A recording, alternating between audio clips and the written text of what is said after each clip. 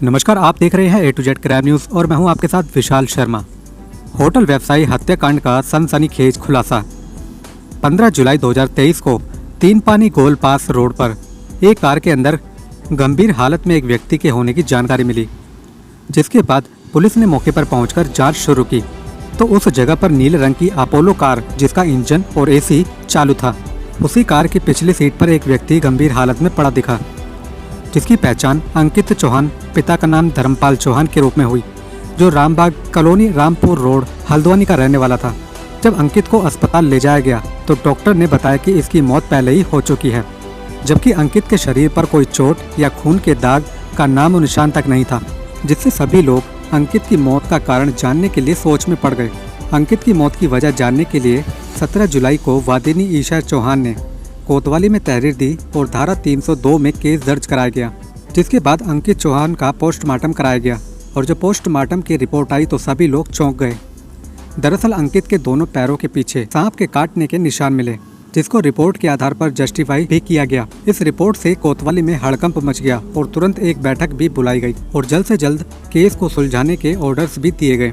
उसके बाद घटना वाली जगह के सीसीटीवी फुटेज, मोबाइल सर्विलांस से मोबाइल डाटा की जाँच, वारदात की जगह और अंकित की पूरी जानकारी हासिल करने के लिए प्रशासन ने 4 टीम बनाई, जिन्होंने अंकित की पूरी जानकारी हासिल की, जिसमें मोबाइल का डाटा खोजा गया, सीसीटीवी फुटेज चेक किए गए, अंकित की कॉल डिटेल चेक की गई, मरने से पहले अंकित के संपर्क में आए सभी लोगों से पूछताछ भी की गई, जिसमें दोस्त, रिश्तेदार और पड़ोसी शामिल थे। सभी जाँच होने के बाद पुलिस ने मामले का खुलासा किया और बताया कि यह प्यार में धोखे का मामला है और प्रेमिका माही और उसके साथी कुछ दिनों से अंकित को ब्लैकमेल कर रहे थे। जिस दिन अंकित की मौत हुई उस दिन अंकित माही से मिलने के लिए उसके घर ही जा रहा था।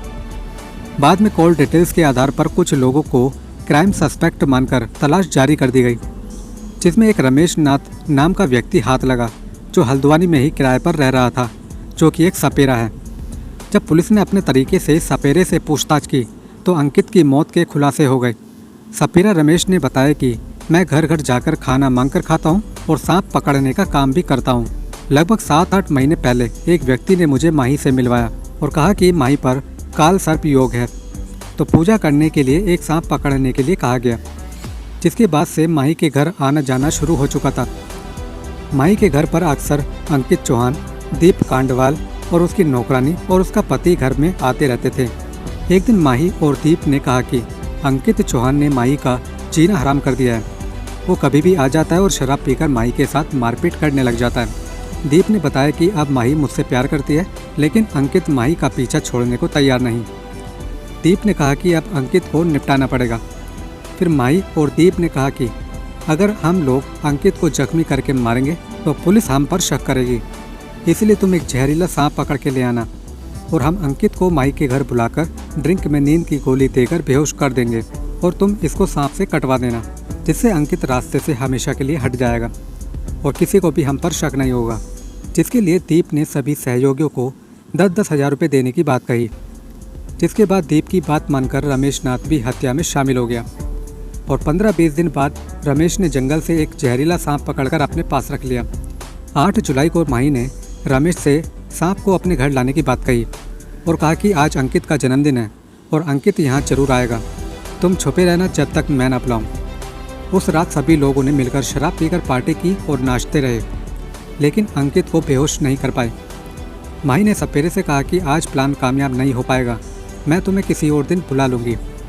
फिर 14 जुलाई को दिन के समय माही ने सपेरे को सांप के साथ आने को कहा। जब अंकित माही के घर पहुँचा तो उसको धोखे से नींद की गोली देकर बेहोश कर दिया गया और कमरे में छिपे दीप, नौकरानी और उसका पति बाहर आ गए और सपेरा जहरीला नाग अपने हाथ में लेकर आ गया। सभी लोगों ने अंकित को पेट के बल लिटाकर कंबल से दबोचा हुआ था और अंकित के पैरों पर सांप से डसवाया। जब कुछ देर बाद भी अंकित के पैरों में हलचल होती रही तो फिर से दूसरे पैर में सांप से डसवाया गया। अंकित को तब तक दबोचा गया जब तक कि उसकी मौत ना हो गई, जिसके बाद अंकित की बॉडी को एक नदी में फेंकने के लिए पहुंचे, लेकिन वो सब सफल नहीं हो पाए और फिर गोला बाईपास रोड पर तीन पानी के पास अंकित को गाड़ी में छोड़कर भाग निकले, जिसके बाद सभी हत्यारे दिल्ली से मंगवाई गई टैक्सी से हल्द्वानी से भाग निकले और शर्त के तौर पर सभी को 10-10 हज़ार रुपये भी दिए गए। और जैसे ही सपेरा रमेश अपने घर पहुंचा तो पुलिस की गिरफ्त में आ गया। सपेरा रमेश को हत्या में सहयोगी मानते हुए धारा 302 में मामला दर्ज करके जेल भेजा गया और बाकी हत्यारों की तलाश जारी है। हल्द्वानी से कविता सिंह की खास रिपोर्ट।